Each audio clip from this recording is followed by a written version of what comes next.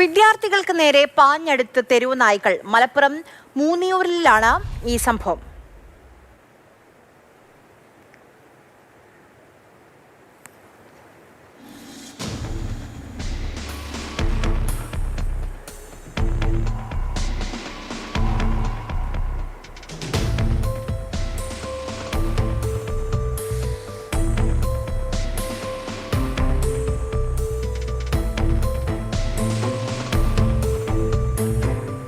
അരുൺ അമൃതാഥ് വിവരങ്ങളുമായി ചേരുന്നുണ്ട്. അരുൺ, കുട്ടികൾക്കൊന്നും പറ്റിയില്ല എന്നുള്ളതാണ് ഏറ്റവും ആശ്വാസം.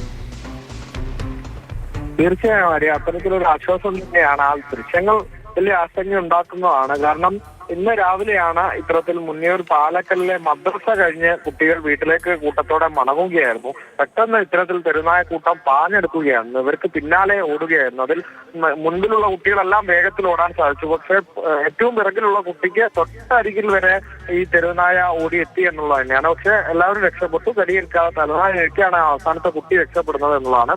ഇത് സമീപത്തെ പ്രദേശങ്ങളൊക്കെ തന്നെ കാലങ്ങളായി നമ്മളിങ്ങനെ കണ്ടുകൊണ്ടേയിരിക്കുകയാണ്. ഇത്തരം CCTV ഒരു ആഴ്ചയിൽ ഒന്നെങ്കിലും നമ്മുടെ മുന്നിലേക്ക് ഇത്തരത്തിൽ വരുന്നു എന്നുള്ളത് തന്നെയാണ്.